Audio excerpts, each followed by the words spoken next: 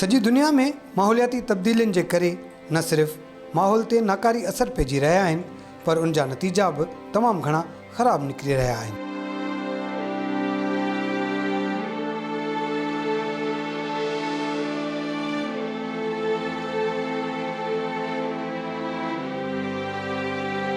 सिंध में बि मौसमियाती तब्दीलियुनि करे माहौल में केतिरियूं ई नयूं तब्दीलियूं रोनुमा थी रहियूं आहिनि।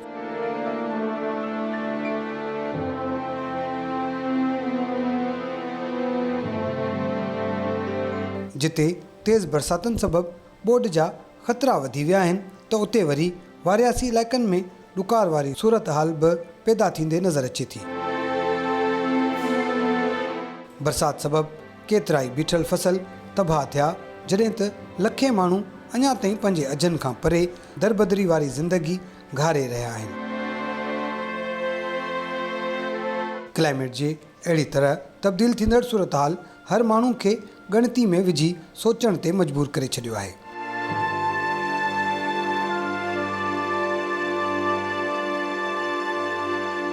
उन सिलसिले में क्लाइमेट चेंज जे नुक़साननि खां बचाव ऐं आगाही फ़राहम करण लाइ जोड़ियल नेटवर्क स्कैन तरफ़ां हिकु अहम कॉन्फ्रेंस मुनक़द कई वई। Sindh Climate Action Network SCAN तरफ़ां समाजी तंज़ीम SPO ऐं इस्लामिक रिलीफ पाकिस्तान जे सहकार सां कराची जी मक़ामी होटल में मौसमियाती तब्दीलियुनि जी तबाही ऐं बजट में उनखे मुंहुं ॾियण लाइ फंड रखण जे उनवान हेठि हिकु अहम कॉन्फ्रेंस मुनक़द कई वई।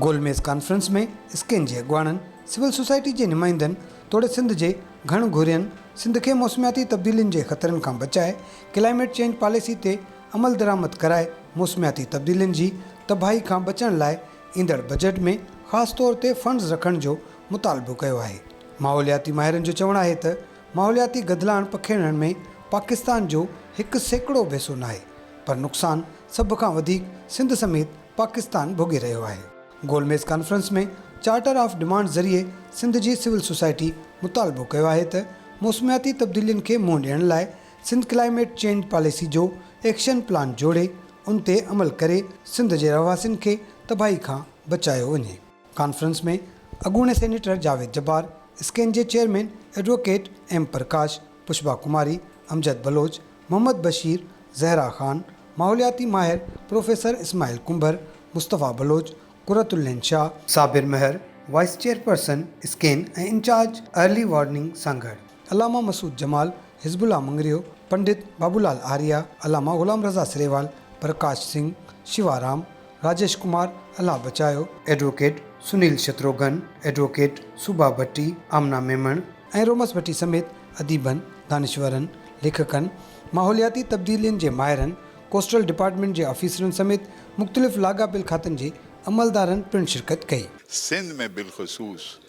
हुकूमत सिंध के अलावा गैर हुकूमती शोबे में, तरक्याती सिविल सोसाइटी शोबे में Islamic relief, SPO, scan, NHN, vocal, इन सब के ताउन से एक बहुत अनोखे एक इज्तिमा को आज मुमकिन बनाया गया। इससे कोशिश की जा रही है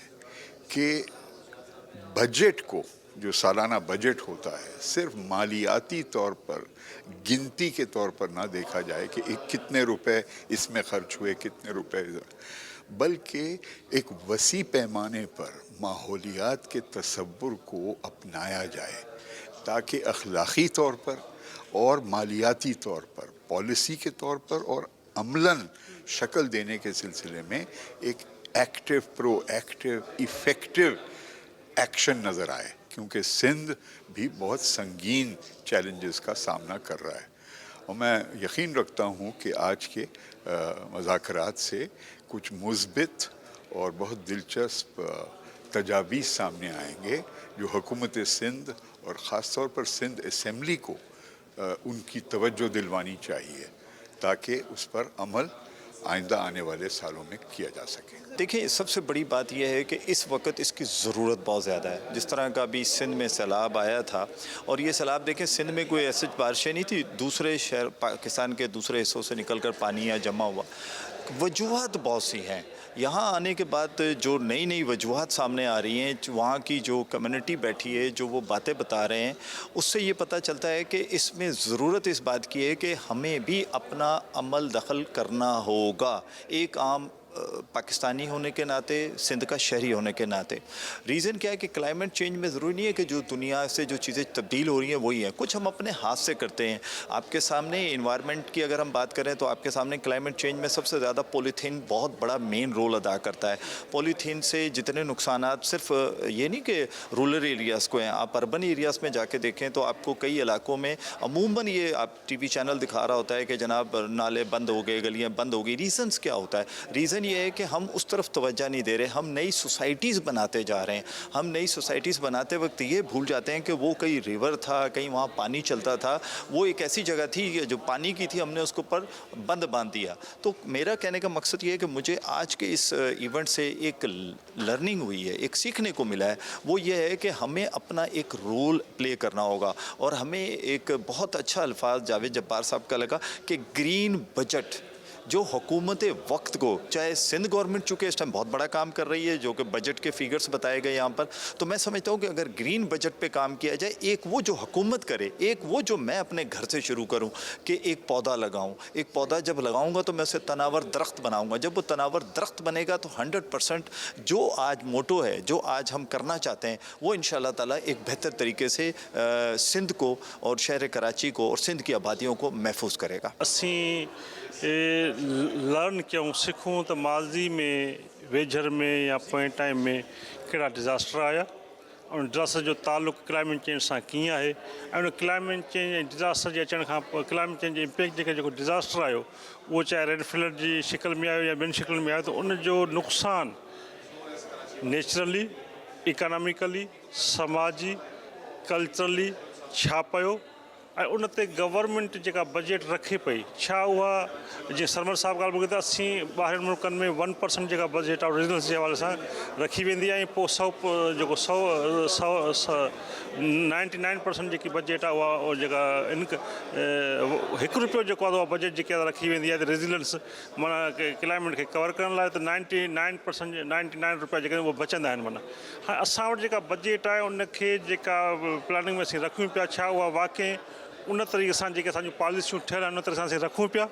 उनखे असीं इम्प्लीमेंट कयूं पिया, या उनजे अंदरि को गैप आहे? जेकर गैप आहे त उन गैप खे कीअं बहितर कजे। ऐं हीअ अॼु जेको प्रोग्राम थियो ॾाढो बहितर थियो आहे, जंहिंमें scan, Islamic Republic Pakistan, ASPO, NHN ऐं वोकल गॾिजी जेको प्रोग्राम कयो, उनजो मक़सदु इहो त सभु स्टेक होल्डर्स, जंहिंमें सियासतदान, माना पार्लियामेंटियन, ब्यूरोक्रेसी, नेशनल जेके ह्यूमैनिटेरियन इदारा आहिनि उहे,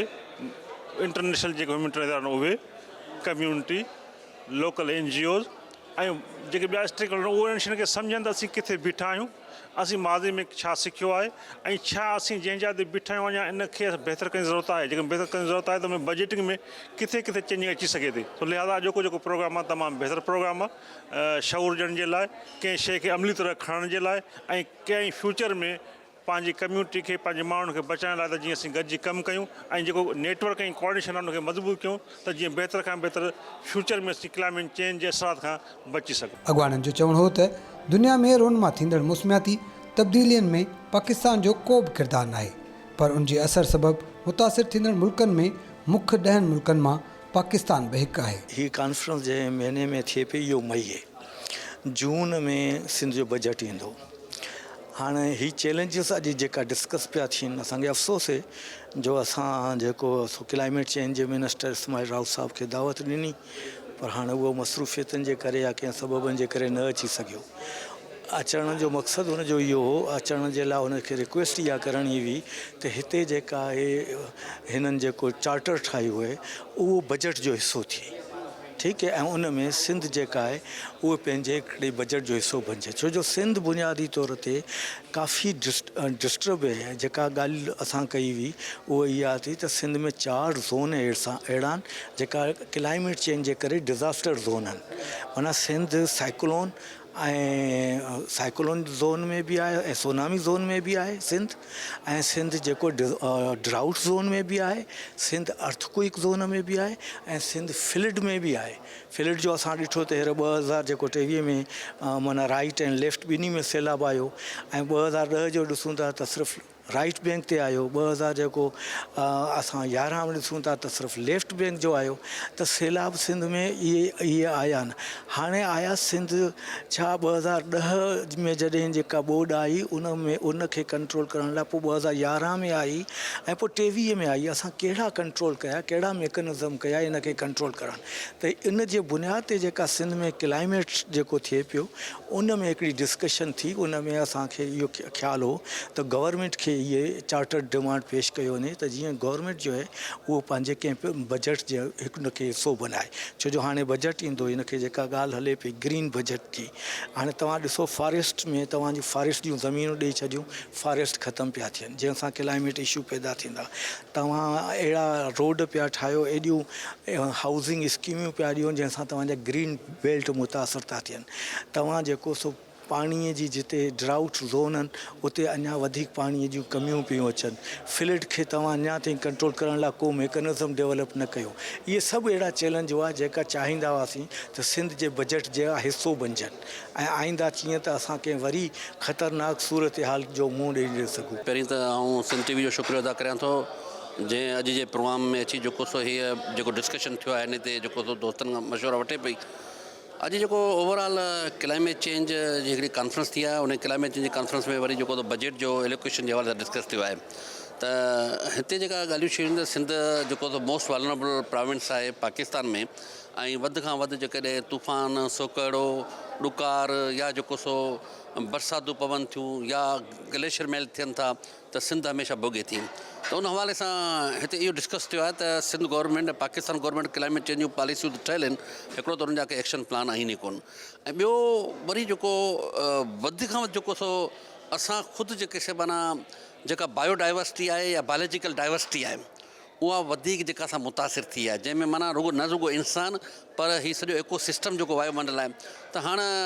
जेके बजट में प्रोजेक्ट रखिया वञनि था, मनसूबा रखिया वञनि था, उन्हनि ते इम्पैक्ट असेसमेंट कई वञे थी, उहो उन हवाले सां को माना अहिड़ो डिस्कोर्स नथो कयो वञे, कंसल्टेशन नथी कई वञे कम्यूनिटी सां। ऐं ॿियो इन्वायरमेंटल प्रोटेक्शन जेका अथॉरिटी आहे उन का बीटी न थियण जे करे माना जेको सो उहो इन्वायरमेंट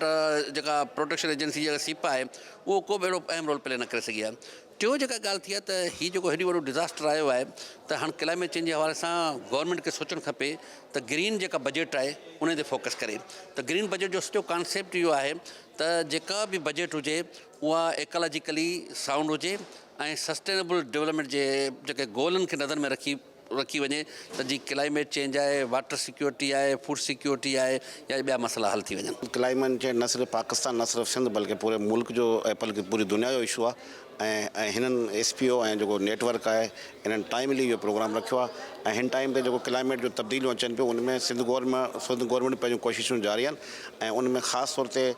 थर जे हवाले कॉन्टेक्ट्स में ॾिसां थी थर कोल वॾे में वॾो हिकिड़ो प्रोजेक्ट आहे जेको मेगा नेशनल प्रोजेक्ट आहे, उनमें बि क्लाइमेट चेंज जूं इलाही चेंजिस आयूं आहिनि ऐं उन सां गॾोगॾु हिते बि कराची जे हवाले सां कराची में तमामु घणियूं इशू आहिनि, पर इनखे मैनेज करण लाइ जेको जेतिरो क्लाइमेट चेंज डिपार्टमेंट खे कमु करणु खपे ओतिरी फंडिंग न आहे, बजट न आहे। ऐं सम्झां थो त असांजी सिविल सोसाइटी खे हिन वक़्तु इशू ते आवाज़ उथारण जी ज़रूरत आहे ऐं सिंध गवर्नमेंट ऐं फेडरल गवर्नमेंट जो ज़हन छिकाइण जी ज़रूरत आहे ताकी क्लाइमेट चेंज जे इशू खे हाईलाइट कयो वञे। जॾहिं क्लाइमेट चेंज थींदी आहे त सभिनी खां वॾो इफेक्ट जेका विक्टम हूंदा आहिनि उहे ॿार हूंदा आहिनि, औरतूं हूंदियूं आहिनि। ओवरऑल जेका असीं सिंध जी सूरत हाल ॾिसूं त हुनजे फ्लड में तव्हां ॾिसो था त केतिरा माण्हू जेका डिस्प्लेस थिया आहिनि, हिन डिस्प्लेसमेंट जे नतीजे में हुननि जी हेल्थ इशूज़, हुन जा ॿिया जेका इशूज़ आहिनि, सोशल इशूज़ आहिनि, हिन खां अलावा इकोनॉमिकली इकोनॉमिकली जेका है वो जेका इफेक्ट थिया आहिनि त मां सम्झां थी त हीअ जेका डिज़ास्टर खां पोइ जेका सुनामी अचनि था हिननि खां पोइ जेका आहे असांखे सम्झणु खपे त हाणे जेका वक़्तु अची वियो आहे त असां पॉलिसीज़ खे वरी रिविज़िट कयूं, असां जेका आहे अहिड़ा क़िस्म जा एक्शन प्लान ठाहियूं जेका असांजे हिन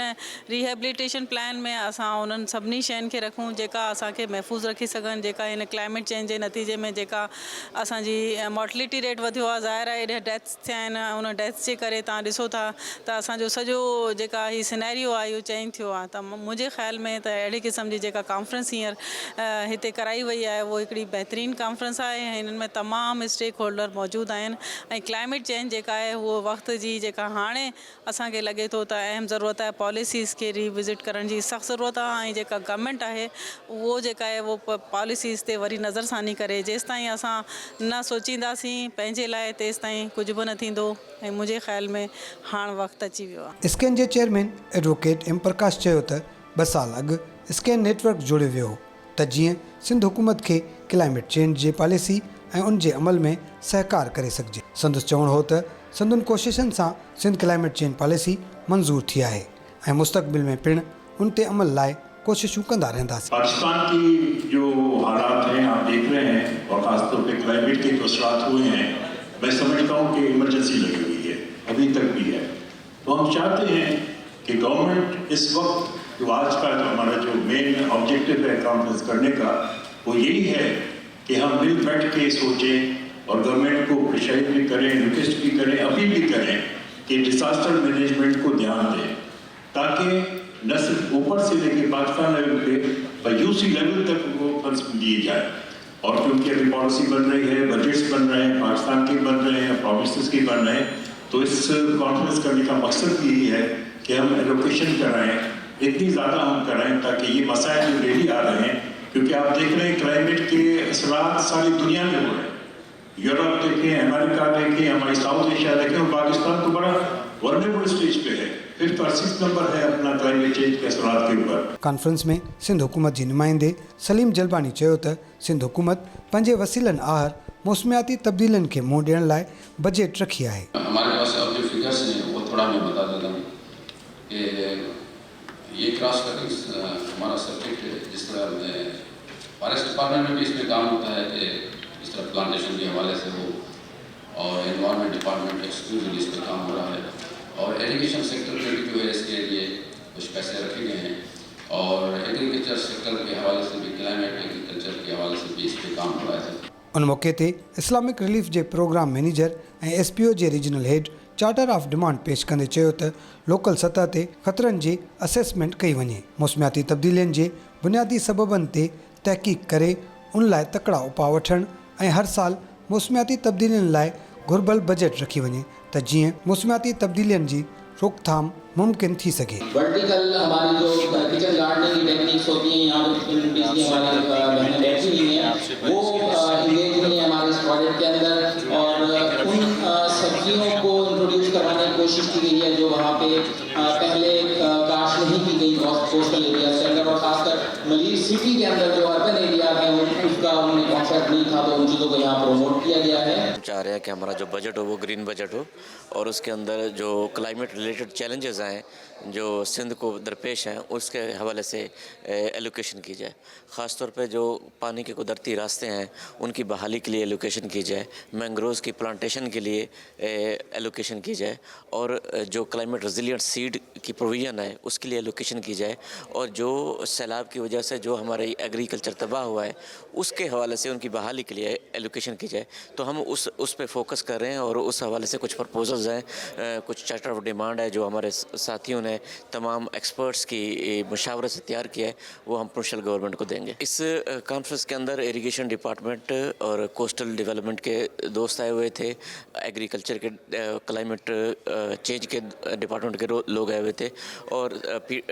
PDMA के लोग आए हुए थे, NHN, civil society organization, SCAN. Overall हमने कोशिश किया कि सिंध के कोने कोने से लोग, यानी जैकबाबाद से लेकर आपके कराची तक तमाम लोग, तमाम इलाके की नुमाइंदगी मौजूद है इस कॉन्फ्रेंस में। हिन अहम गोल में इस कॉन्फ्रेंस में अॻवाननि मुतालबो कयो त मौसमियाती तब्दीली जे ख़तरनि खां बचाए क्लाइमेट चेंज पॉलिसी ते अमल दरामद कराए मौसमियाती तब्दीलियुनि जी तबाही खां बचण लाइ ईंदड़ बजट में ख़ासि तौर फंड्स रखिया वञनि। त जीअं कुदरती आफ़तनि दौरान इंसाननि जी मदद करे सघिजे।